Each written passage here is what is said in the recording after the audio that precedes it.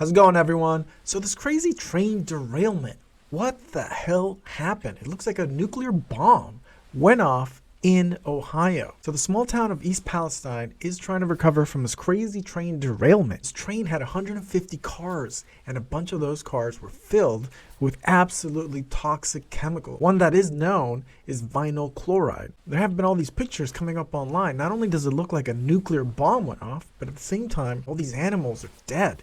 They're floating in the creeks and the rivers, and supposedly some people are getting sick just from breathing the air. On top of that, the rail company in charge of the whole thing, Norfolk Southern, in charge of the whole thing, they were supposed to come to a town hall meeting. They canceled last minute this week, actually this past Wednesday. So they ditched the meeting. There were people waiting outside in long lines for hours. On top of that, the mayor informed everyone at the meeting that they canceled last minute. Apparently, the rail company pulled out of the meeting due to what it considered growing physical threats to their employees and members of the community. Pretty weird stuff. Of course, the company is now getting bombarded with an insane amount of lawsuits. And of course, some folks in government are calling for a big investigation. I mean, check out some of these pictures. It just looks insane. It really looks like a nuclear bomb went off. And according to the governor, Mike DeWine, he held a press conference right after the whole derailment. He said that Norfolk Southern did not classify the train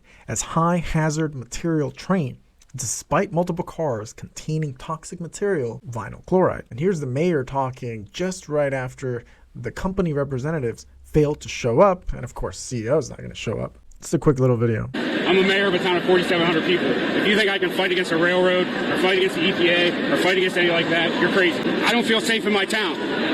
I tell everybody they're safe. I think our citizens are safe. I think my drinking water's safe. The people want answers. I want answers. We're going to put everybody up here. No, Norfolk Southern didn't show up. They didn't feel it was safe. I've been outside all night. There's a long line. This isn't the way this is supposed to go. We're going to have everybody go up in the stands. They can ask questions. We just hope everybody stays civil. If not, then we'll end it. But how did you want it to go? I wanted to be in the auditorium, in front of the stage, representing the citizens peacefully. They've said I've kept my mouth shut. So vinyl chloride, that's one of the known substances that was released and is known to be hazardous. Basically just a petrochemical. It's used to make PVC, plastic, hard plastic. It's flammable gas that has a sweet odor and is definitely carcinogenic. That's just simple info available on Wiki. On top of that, it says vinyl chloride is released by industries or formed by the breakdown of other chlorinated chemicals, and it can enter the air and drinking water supplies. Vinyl chloride is a common contaminant found near landfills. So the Norfolk Southern Railway CEO, Alan Shaw, he published a letter this week, Thursday, that said, we will not walk away from East Palestine, despite them ditching the meeting, the town hall meeting, with worried residents. So what is known is that 20 of the 150 cars were carrying hazardous materials. They derailed in the small town, and of course, this resulting in basically the small nuclear bomb going off. And everyone in the town not only is furious, but obviously very scared. Even Aaron Brockovich advised the residents that if they're scared, they should leave town. They need to be their own citizen scientist, if you will. Nobody knows their health and their family better than they do. If you feel unsafe, leave.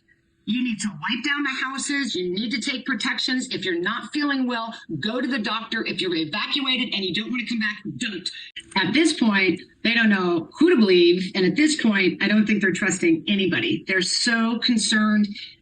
They feel like nobody's listening to them. We may know a lot, but there's more we don't know that will still continue to unfold. And these people in this community are almost a pawn in between some political agency corporate scenario, and they're just left there to fend for themselves at this point. Erin, do you trust the EPA and the all clear that they gave? No, I might be the wrong person to ask about that. I've been doing this for 30 years, so I've seen too many things that have slipped by or too many loopholes, but I don't know how anyone can trust them when, A, they're awful late to the game. So the rail company is really not doing a great job. Obviously, they ditched the small town meeting. The other issue is that they were in contact with some government officials, and there was a controlled burn of toxic chemicals. And residents as far as Pittsburgh are wondering about, of course, the potential health hazards. Check out the map. So this area is surrounded by a lot of population. Here's a video I found of the governor, Mike DeWine. He said that the U.S. Defense Department was consulted prior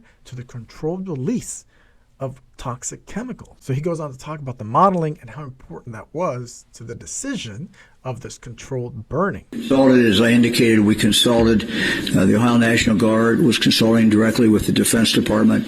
The modeling was very important. We wanted to know exactly what the ramifications of the modeling would be, or of the explosion would be.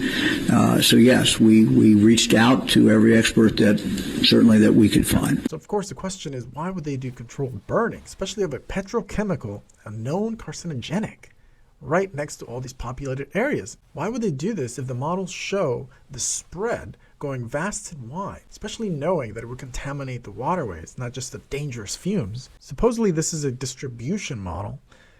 Not sure how accurate this is, but doesn't look good. And of course the long-term implications, exposure to this vinyl chloride, the petrochemical, is essentially cancer. Lots and lots of cancer. Brain cancer, liver cancer, lung cancer, lymphoma, leukemia, blood cancers. And there's even all these devices spread through town. This is all on Twitter. I'm not sure how accurate this is, but it does look hella spooky. So these machines, I'm guessing, is to read the level of contamination in the air. And here's a copy of the letter written by Norfolk Southern CEO. We will not walk away. Then he says, we established $1 million community support fund as a down payment on our commitment to help rebuild. But our work is far from over. We will not let you down. We will not walk away. He says that they're there in the town and they're there for the long haul. But of course, everything just screams spooky because of this hush-hush of certain officials. A senator from Ohio, Sherrod Brown, they said this is an unprecedented situation, and it totally is, especially after those pictures. They go on to say hundreds of families are forced to flee their homes and now rightfully concerned. Absolutely. About the potential long-term health risk associated with exposure to these toxic chemicals. Basically, they suggest the governor should declare a disaster, which is just shocking that it hasn't been done, especially after all those nuclear bomb-looking pictures. It's crazy. So at the same time, this company, Norfolk Southern, they ditch the town hall meetings. On top of that, they claim they're getting threatened. Their lives are getting threatened. And of course, Norfolk coordinated with the government officials to do the controlled burning because, according to their modeling, it was okay. So with all that, it's expected that they would get just sued up the wazoo. Now, the lawsuits alleged that the coordination between the rail company, state, local officials, so all of their decisions to get together and do this controlled burning, actually, the lawsuits allege that made things worse. So the whole idea to burn off dangerous chemicals made things worse, and they're demanding punitive damages and medical monitoring. One of the lawsuits says that actually Norfolk Southern could not have come up with a worse plan ever just to address this disaster. An attorney with this lawsuit made a statement with the local channel. They said residents exposed to vinyl chloride may already be undergoing DNA mutations that could linger for years and even decades before manifesting as terrible and deadly cancer. And given vinyl chloride is a known carcinogenic, plain and simple, there's no way around it. The lawsuit alleges that Norfolk Southern made it worse by essentially blasting the town with chemicals after the crash as they focused on restoring train service and protecting their shareholders. Not the residents. So they were more worried about restarting train service rather than cleaning up the mess. So they just decided to light that stuff on fire. I mean, absolutely nuts. At least 5 class action negligence lawsuits have now been filed by residents and business owners who were impacted, of course, by the fiery chemical train derailment. So these crazy pictures that look like a nuclear bomb went off, it would make sense if they were on national TV constantly blasted or on newspapers, but it's not. It's so strange. This whole thing is bizarre. So the whole thing is really nuts. It's really sad. Really sad. I've been in the area driving through Ohio, and it's tragic. It's tragic stuff. So none of it makes any sense. The weird part is vinyl chloride is just the known toxic chemical because the company has actually not shared all the substances that were spilled during the derailment, but vinyl chloride is one of the known ones. The crazy thing is, if it's such common knowledge, vinyl chloride, I just went to Wiki and found this information in 2 seconds. PVC petrochemical, known carcinogenic, and it contaminates air and waterways. It makes no sense. On top of that, they have these mushroom clouds. It's just psychotic. The whole place blew up. They did a controlled burning, essentially meaning fumes are going around the town. I mean, if you go to Wikipedia page, health effects, vinyl chloride finds its major application in PVC, volatile, primary exposure via inhalation. So fumes. The whole place is blown up. And even Wikipedia, which is obviously not going to have, in-depth information, even there, it simply says the primary exposure is via inhalation, with occupational hazards being highest. Absolutely nuts. So those machines, they probably measure the parts per million in the air, which is obviously important. They want to keep an eye on it.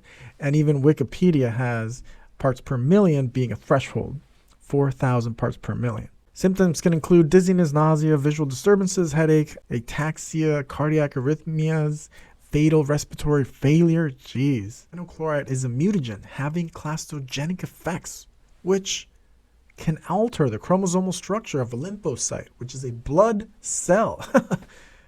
This is absolutely nuts. And then it goes on to say it can give brain, lung tumors, etc., etc. So all horrible, nasty stuff.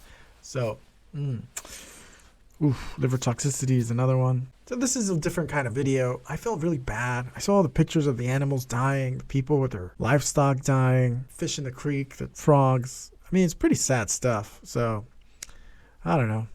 It's really sad stuff. So hopefully, the more images, the more videos that people put out, maybe it helps their cause.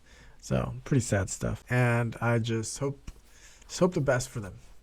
All right, thanks for watching, guys. Smash the like. Please do subscribe if you haven't, and I'll see you in the next one.